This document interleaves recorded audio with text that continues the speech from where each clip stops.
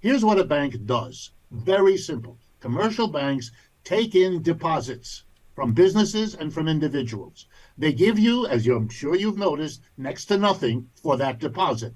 You're supposed to be grateful that they're holding it for you, that it's safe, and that you get a monthly document telling you what's been happening to it. That costs them next to nothing. They then take your deposit, your money, and lend it out wherever they can get the highest rate of return, to a corporate borrower, to an individual to use as their credit card backup, and so on. In other words, the bank lives off the difference between what it pays you for your money, very little, and what it gets by lending your money out, which can be significant. One of the most important investments banks make is they buy government bonds. In other words, they take the deposit you put in and they lend it to the United States government. Here's what Silicon Valley Bank did. It took in deposits and it made loans to local startups and it bought government bonds. And that's what it did. And it made a lot of money for a bunch of years doing that. Then, starting some months ago, high tech encountered difficulties. It laid off hundreds of thousands of its workers in Silicon Valley particularly, but all over.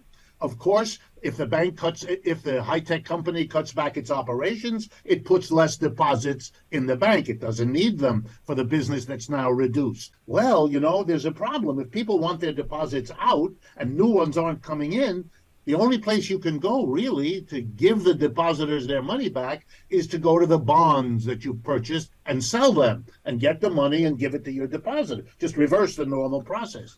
Here's the problem. The bonds have a price. When you lend to the government, you get a piece of paper or electronically. You've lent the government $1 million. We'll pay you back in 2 years and 6 months, and we'll give you this interest every year. That's how it works.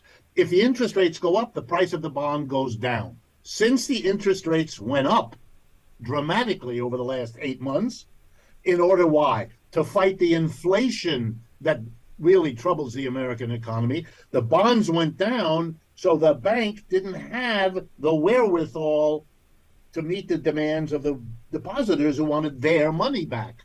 Then it made a fatal mistake because they're not the sharpest knives in the drawer. The bank went out into the market and said, we need more money, we need more capital. Here's a bunch of shares.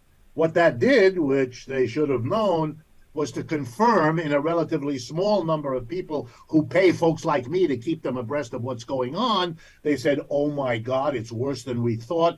And that began, get your money out. Here's the thing that people have to kind of face, hard as it is. Money is what lubricates a capitalist economy. Money is what we're paid. Money is what we spend to feed ourselves, to clothe ourselves. Money makes the capitalist world go around. And so we all depend on the money system.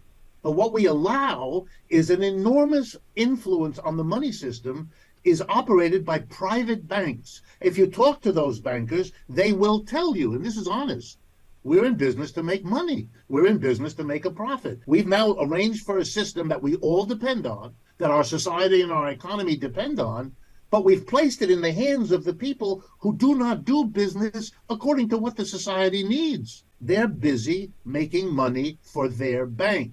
We're in a society that says we have a problem with inflation.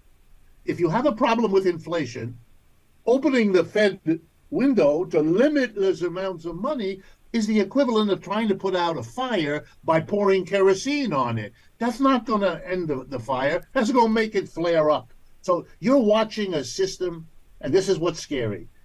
It's got too many problems converging at the same time. What it does for one worsens the other. It raised interest rates to stop an inflation. It got a bank crisis. It offsets the bank crisis by opening the Fed window. Whoops, that worsens it. This is impossible. And we're watching a society implode. There's really no nice word for this. Every foreign company and individual who has put money in the United States over the years because it's safe, because it's stable, all that's gone. And those people are moving their money out, and it's going to change everything in this country. And the response of our leaders to blame each other is so pathetically inadequate to the problem that it really makes everything worse.